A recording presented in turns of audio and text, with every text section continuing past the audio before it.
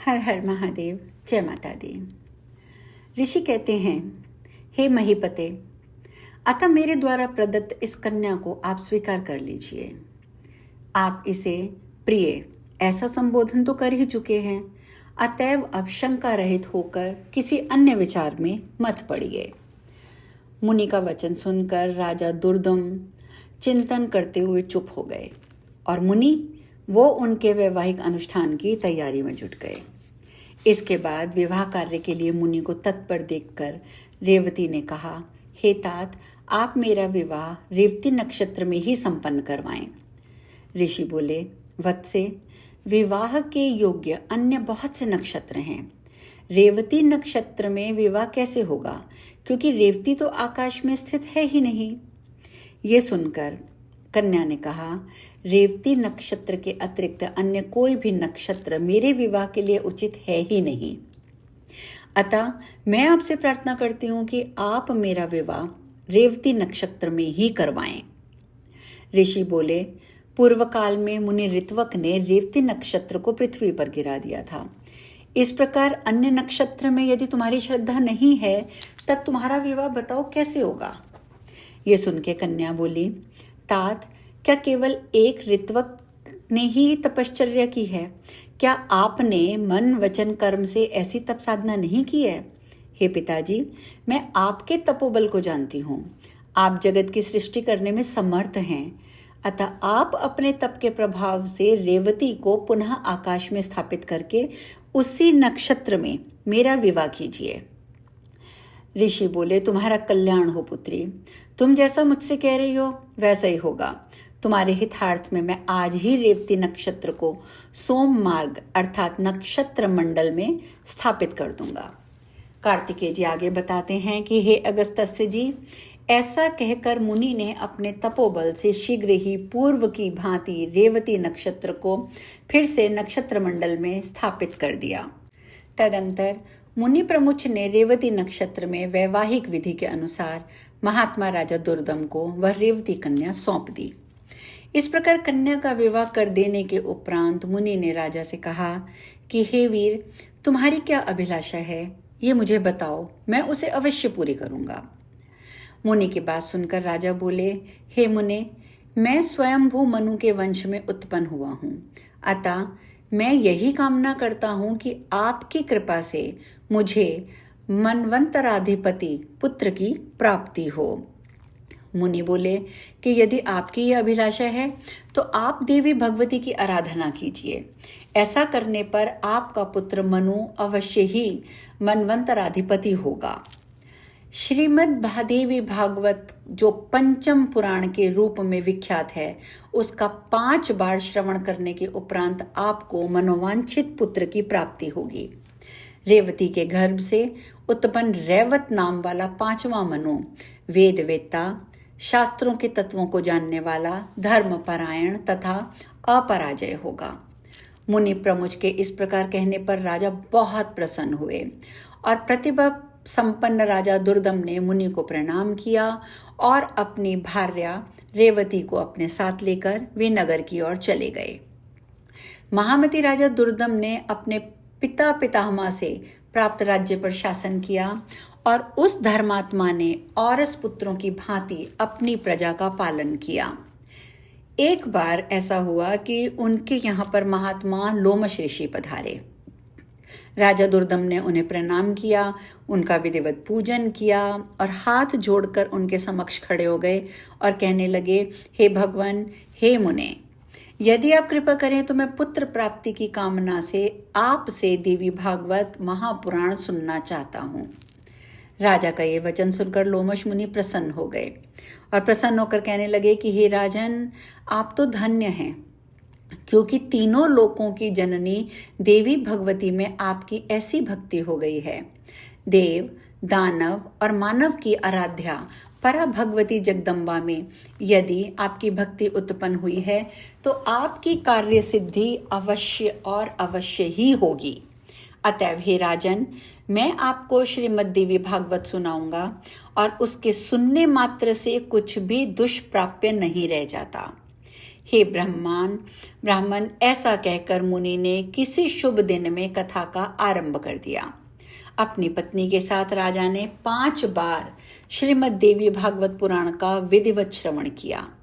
कथा समाप्ति के दिन धर्मनिष्ठ राजा दुर्दम ने अत्यंत प्रसन्नता पूर्वक श्रीमद् देवी भागवत पुराण और लोमश मुनि की पूजा की।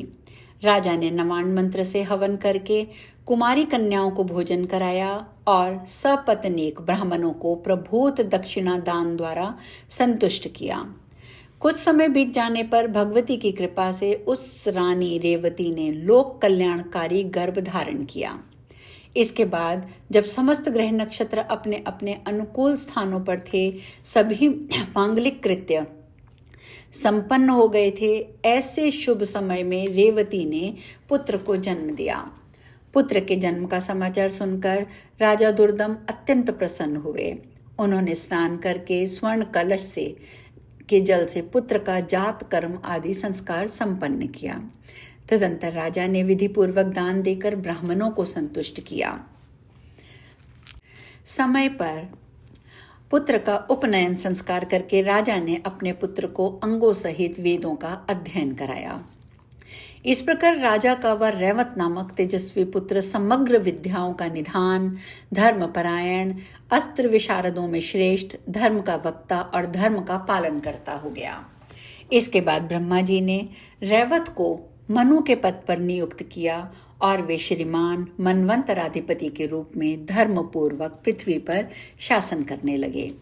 इस प्रकार मैंने देवी भगवती के इस प्रभाव का संक्षिप्त रूप से वर्णन किया है। इस श्रीमद् देवी भागवत पुराण के महात्म्य का विस्तार पूर्वक वर्णन करने में तो कोई समर्थ है ही नहीं। सूत जी कहते हैं, हे ब्राह्मणों, इस प्रकार श्रीमद् देवी भागवत का महात्म्य, उसकी विधि सुनकर कुमार कार्तिकेय की पूजा करके अगस्त्य जी अपने आश्रम चले गए। हे विप्रो, मैंने आप लोगों के समक्ष श्रीमद् देवी भागवत का ये महात्म्य कह दिया है। जो मनुष्य श्रद्धा पूर्वक इसका श्रवण करेगा अथवा पाठ करेगा, वह इस लोक में संपूर्ण भोगों का सुख प्राप्त करके अंत में मोक्ष को प्राप्त होगा। और इस प्रकार से चतुर्थ अध्याय का यहीं पर समापन होता है। ऋषि आगे कहते हैं, हे महाभाग सूत जी, हम लोगों ने श्रीमद् देवी भागवत महात्म्य तो सुन लिया, अब इस पुराण के श्रवण की विधि सुनना चाहते हैं। सूत जी बोले, हे मुनियों, अब आप लोग इस पुराण के श्रवण का विधान भी सुन ही लें, जिसे सुनने वाले मनुष्यों की समस्त कामनाएं सिद्ध हो जाती हैं। पुराण श्रवण के इच्छुक विद्वान मनुष्य को चाहिए कि वह सर्वप्रथम ज्योतिषी को बुलाकर शुभ मुहूर्त निर्धारित कर ले। इसके लिए ज्येष्ठ मास से लेकर 6 महीने शुभ कारक होते हैं। हस्त, अश्विनी, मूल, पुष्य, रोहिणी, अनुराधा, मृगशिरा तथा श्रवण नक्षत्र। पुण्यतिथि तथा शुभ दिन में श्रीमद् देवी भागवत का श्रवण कल्याणकारी होता है। जिस नक्षत्र में बृहस्पति हो, उससे चंद्रमा तक गिनने पर क्रमशः इस प्रकार फल होते हैं। 4 नक्षत्र तक धर्म प्राप्ति, पुनः 4 तक लक्ष्मी की प्राप्ति, इसके बाद 1 नक्षत्र कथा में सिद्धि प्रदान करने वाला और फिर 5 नक्षत्र परम सुख की प्राप्ति कराने वाला और बाद में 6 नक्षत्र पीड़ा करने वाले, इसके बाद 4 नक्षत्र राज भय उत्पन्न करने वाले और तत्पश्चात 3 नक्षत्र ज्ञान प्राप्ति में सहायक होते हैं। पुराण श्रवण के आरंभ में शिवोक्त चक्र का शोधन कर लेना चाहिए।